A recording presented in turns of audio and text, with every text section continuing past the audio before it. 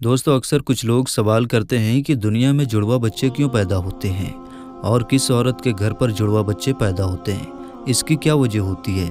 कुछ लोग बोलते हैं कि अगर औरत ताकतवर हो, मजबूत हो तो ऐसी औरत को जुड़वा बच्चे पैदा होते हैं। वहीं पर कुछ लोग बोलते हैं कि अगर मर्द मजबूत हो, ताकतवर हो तो ऐसे मर्द के घर पर जुड़वा बच्चे पैदा होते हैं।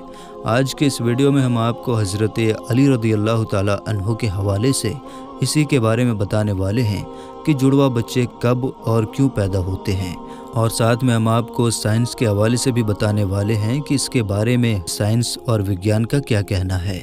इसीलिए आज की हमारी ये वीडियो आपके लिए बहुत ही ख़ास है। आप इसको आखिर तक ज़रूर देखिए और मेहरबानी करके अपने दोस्तों में भी शेयर कर दें ताकि और भी लोगों तक ये वीडियो पहुंच सके। तो चलिए दोस्तों, शुरू करते हैं। दोस्तों, औलाद अल्लाह ताला की एक अजीम नेमत है और अगर किसी के घर में जुड़वा बच्चों की पैदाइश हो जाए तो फिर इंसान और भी ज़्यादा खुश होता है। ज़्यादातर शादीशुदा औरत और मर्द जुड़वा बच्चों की पैदाइश के ख्वाहिशमंद होते हैं, मगर आपको मालूम है कि जुड़वा बच्चों की पैदाइश को लेकर हमारे मुआशरे में ना जाने कितनी बातें बनी हुई हैं। कोई कहता है कि औरत अगर मजबूत हो तो जुड़वा बच्चे पैदा करती है, वहीं पर कोई कहता है कि अगर बीवी के साथ बार बार हम बिस्तरी की जाए तो फिर जुड़वा बच्चे पैदा होते हैं।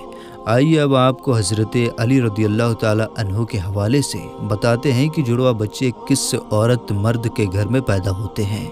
दोस्तों, अरब में एक शख्स बेटियों से सख्त नफरत करता था। बेटियों की पैदाइश को वो ज़हमत समझता था। जब जब उसकी बेटी पैदा होती तो वो अल्लाह की इस रहमत पर अफसोस करता।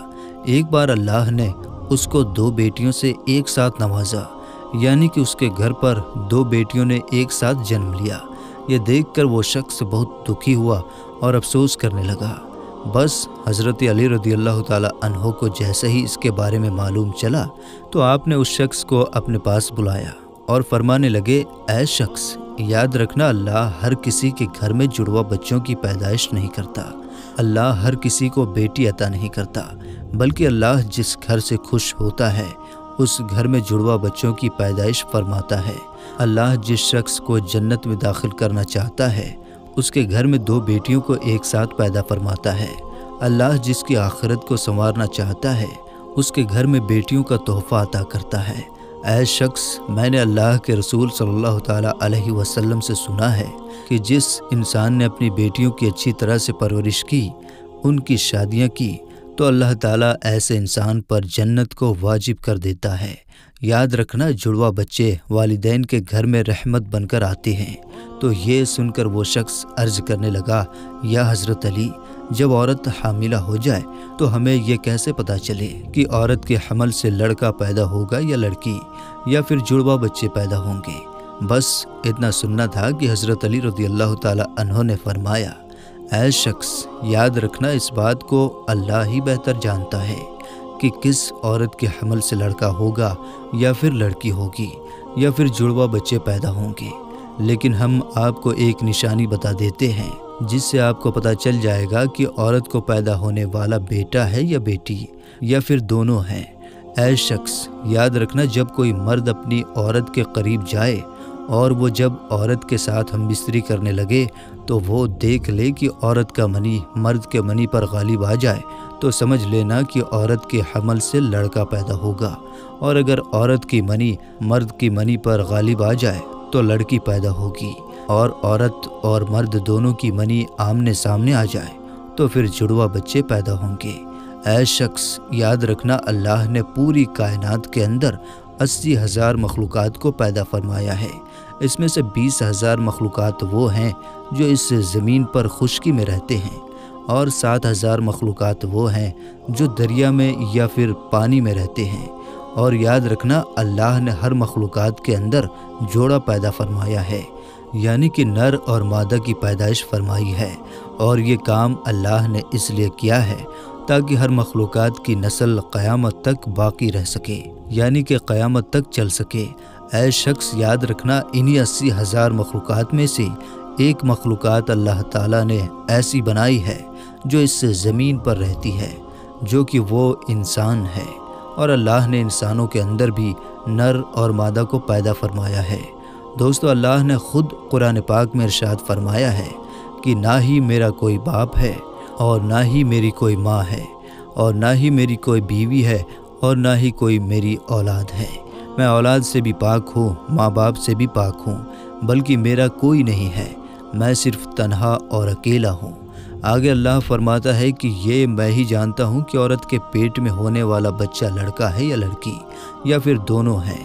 میں جس کو چاہوں بیٹا عطا کرتا ہوں اور جس کو چاہوں بیٹی عطا کرتا ہوں، اور جس کو چاہے لڑکا اور لڑکی دونوں کو ملا کر دے دیتا ہے، اور جس کو چاہے کچھ بھی عطا نہیں کرتا، یعنی کہ بانجھ بنا دیتا ہے۔ دوستو اتنے میں ایک شخص کھڑا ہو کر دست ادب کو جوڑ کر عرض کرنے لگا، یا علی، میرا بچہ صحت مند نہیں رہتا، ہر وقت وہ روتا رہتا ہے، میں کیا کروں؟